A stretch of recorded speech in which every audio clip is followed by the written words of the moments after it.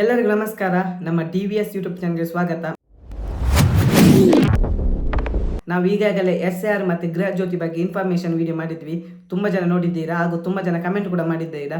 Video ನೋಡಿದವರಿಗೆ ಮತ್ತು comment ಮಾಡಿದವರಿಗೆ ಎಲ್ಲರಿಗೂ ಧನ್ಯವಾದಗಳು. ಇವತ್ತೇನೆಂದರೆ, ನಿಮ್ಮ ಮನೆಯಲ್ಲಿ ಯಾರಾದರೂ ಏಜ್ ಆಗಿದ್ದರೆ ಅಂಥವರಿಗೆ ಇದು ಉಪಯುಕ್ತವಿದೆ. ಯಾಕೆಂದರೆ ಈಗ ನಾನೊಂದು ಹಿರಿಯ ನಾಗರಿಕರ ಗುರುತಿನ ಚೀಟಿ ಅಂತ ಉಂಟು, ಅದರ ಬಗ್ಗೆ ನಿಮಗೆ ಕಂಪ್ಲೀಟಾಗಿ ಮಾಹಿತಿ ಕೊಡ್ತೀನಿ. ಈ ವಿಡಿಯೋ ಇಷ್ಟವಾದರೆ ಲೈಕ್ ಮಾಡಿ, ಶೇರ್ ಮಾಡಿ. ಯಾಕೆಂದರೆ ನಿಮಗೆ ಇಲ್ಲಾದರೂ ಬೇರೆಯವರಿಗೆ ಆದರೂ ನೀವು ಶೇರ್ ಮಾಡುವ ಮುಖಾಂತರ ಅವರಿಗೆ ಈ ವಿಡಿಯೋ ರೀಚ್ ಆಗಲಿ. ಈಗ ಮೊದಲನೇದಾಗಿ ಏನಂದರೆ, ಹಿರಿಯ ನಾಗರಿಕ ಕಾರ್ಡ್ ಏನಂದರೆ, ಈಗ ವಿಶೇಷಚೇತನರಿಗೆ ಹೇಗೆ UDID ಸಿಗ್ತದ, ಅದೇ ರೀತಿ ಹಿರಿಯ ನಾಗರಿಕರ ಗುರುತಿನ ಚೀಟಿ ಅಂತ ಸರ್ಕಾರದಿಂದ ಸಿಗ್ತದೆ. ಅದರಿಂದ ನೀವು ಕೆಲವು ಫೆಸಿಲಿಟಿಗಳನ್ನು ಯೂಸ್ ಮಾಡ್ಬೋದು. ಏನಂದರೆ, ಬಸ್ಸಲ್ಲಿ ಡಿಸ್ಕೌಂಟು, ಮತ್ತು ರೈಲ್ವೆ, ವಿಮಾನ, ಯಾವ ರೀತಿ ಅಂತ ಎಕ್ಸ್ಪ್ಲೈನ್ ಮಾಡ್ತೀನಿ ನೋಡಿ. ಈಗ ನೀವು ಮೊದಲು ಈ ಕಾರ್ಡ್ ನಿಮಗೆ ಸಿಗಬೇಕಂದ್ರೆ ಮಿನಿಮಮ್ ನಿಮಗೆ ಏಜ್ ಆಗಬೇಕು. ಏಜ್ ಅಂದರೆ 60 ವರ್ಷ ದಾಟಿರಬೇಕು. 60 ವರ್ಷ ದಾಟಿದ ಮೇಲೆ ಈ ಸ್ಕೀಮ್ಗೆ ನೀವು ಆನ್ಲೈನ್ ಮುಖಾಂತರ ಅಪ್ಲಿಕೇಶನ್ ಹಾಕ್ಬೋದು. ಆನ್ಲೈನ್ ಮುಖಾಂತರ ನೀವು ಅಪ್ಲಿಕೇಶನ್ ಹಾಕಿದ ನಂತರ ನಿಮಗೆ ಈ ಕಾರ್ಡ್ ಇಶ್ಯೂ ಆಗ್ತದೆ. ಮೈನ್ ಡಾಕ್ಯುಮೆಂಟ್ ಏನು ಬೇಕಂದರೆ, ಆಧಾರ್ ಕಾರ್ಡ್ ಎಲ್ಲರ ಹತ್ರ ಇರ್ತದೆ, ಏಜ್ ಆದವ್ರ ಹತ್ರ. ರೇಷನ್ ಕಾರ್ಡ್ ಮತ್ತು OTP ಬರಲಿಕ್ಕೆ ಒಂದು ಮೊಬೈಲ್ ನಂಬರ್ ಆಧಾರ್ಗೆ ಲಿಂಕ್ ಆಗೋದು.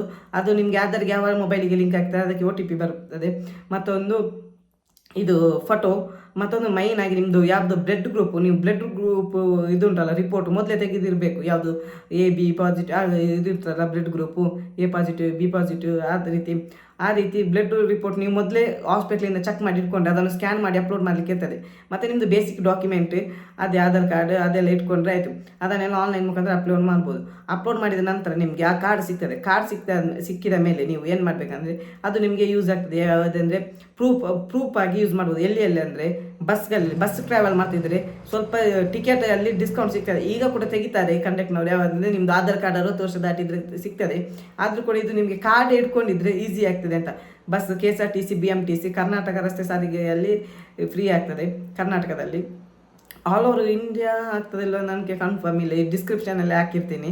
ಕರ್ನಾಟಕ ಇದು ಹಿರಿಯ ನಾಗರಿಕರ ಕಾರ್ಡ್ ಕರ್ನಾಟಕದಲ್ಲಿ ಇಶ್ಯೂ ಮಾಡ್ತಿದ್ದಾರೆ. ಮತ್ತು ನೀವು ರೈಲ್ವೆ ಪ್ರಯಾಣದಲ್ಲಿ ಡಿಸ್ಕೌಂಟ್ ಇರ್ತದೆ. ಮತ್ತು ನಿಮಗೆ ರಿಸರ್ವೇಷನ್ ಇರ್ತದೆ. ಹಿರಿಯ ನಾಗರಿಕರಿಗೆ ರೈಲ್ವೆಯಲ್ಲಿ ಮೀಸಲಾತಿ ಕೂಡ ಇರ್ತದೆ.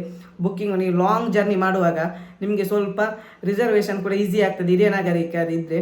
ಮತ್ತು ನಿಮಗೆ ರೈಲ್ವೆ ಟಿಕೆಟಲ್ಲಿ ಸಪ್ರೇಟ್ ಕೌಂಟರ್ ಕೂಡ ಇರ್ತದೆ. ಯಾವ ಹಿರಿಯ ನಾಗರಿಕರಿಗೆ ಅಂತ ವಿಶೇಷಚೇತನರಿಗೆ ಮತ್ತು ಹಿರಿಯ ನಾಗರಿಕರಿಗೆ ಸಪ್ರೇಟ್ ಕೌಂಟರ್ ಇರ್ತದೆ. ಅಲ್ಲಿ ನೀವು ಈಸಿಯಾಗಿ ಟಿಕೆಟ್ ಕೂಡ ಪಡೆದುಕೊಳ್ಬೋದು.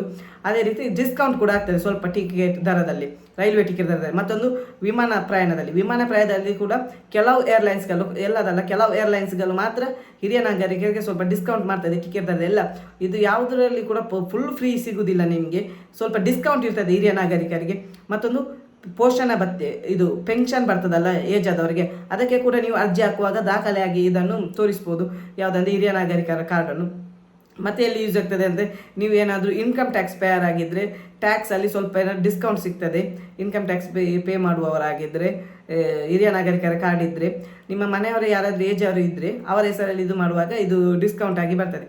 ಮತ್ತೊಂದು ಏನಂದರೆ, ಆಸ್ಪತ್ರೆಗಳಲ್ಲಿ ನಿಮಗೆ ಬಿಲ್ ಜಾಸ್ತಿ ಆದರೆ ಆ ಗೌರ್ಮೆಂಟ್ ಅಥವಾ ಪ್ರೈವೇಟ್ ಆಸ್ಪತ್ರೆ ಬಿಲ್ ಮೇಲೆ ಸ್ವಲ್ಪ ಡಿಸ್ಕೌಂಟ್ ಸಿಗ್ತದೆ ಕಾರ್ಡ್ ಇದ್ದರೆ.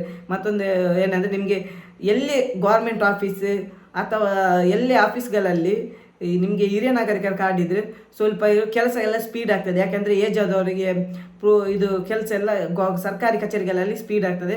ಖಾಸಗಿ ಕಚೇರಿಗಳಲ್ಲಿ ಕೂಡ ಇದು ಹಾಸ್ಪಿಟ್ಲಲ್ಲೆಲ್ಲ ನಿಮಗೆ ಆ ಕಾರ್ಡ್ ಇದ್ದರೆ ಟ್ರೀಟ್ಮೆಂಟ್ಗೆಲ್ಲ ಕ್ಯೂಗೆಲ್ಲ ನಿಲ್ಲಬೇಕಂತಿಲ್ಲ. ನೀವು ಡೈರೆಕ್ಟಾಗಿ ಟ್ರೀಟ್ಮೆಂಟ್ ತಗೊಳ್ಬೋದು.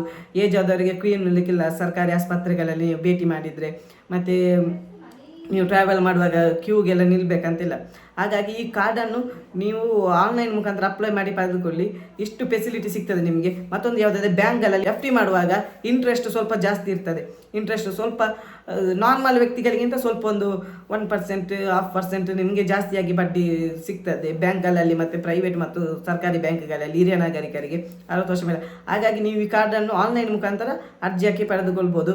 ಇದರ ಬಗ್ಗೆ ಏನಾದರೂ ಆನ್ಲೈನ್ ಮುಖಾಂತರ ಯಾವ ರೀತಿ ಅರ್ಜಿ ಸಲ್ಲಿಸಬೇಕಂತ ವಿಡಿಯೋ ಬೇಕಿದ್ದರೆ ನಾನು ವಿಡಿಯೋ ಮಾಡಿ ಹಾಕ್ತೀನಿ. ನೀವು ಕಮೆಂಟ್ ಮಾಡಿ ಈ ವಿಡಿಯೋದ ಕೆಳಗಡೆ ಯಾವ ರೀತಿ ಅಪ್ಲೋಡ್ ಮಾಡೋದಂತ ಗೊತ್ತಾಗಲಿಲ್ಲ ಆದರೆ ನಾನು ನೆಕ್ಸ್ಟ್ ವಿಡಿಯೋ ಆ ರೀತಿ ಮಾಡ್ತೀನಿ. ಈ ವಿಡಿಯೋ ಇಷ್ಟವಾದರೆ ಲೈಕ್ ಮಾಡಿ, ಶೇರ್ ಮಾಡಿ, ಹಾಗೆ ನಿಮ್ಮ ಅನಿಸಿಕೆಗಳನ್ನು ಕಮೆಂಟ್ ಮಾಡಿ. Thank you for watching.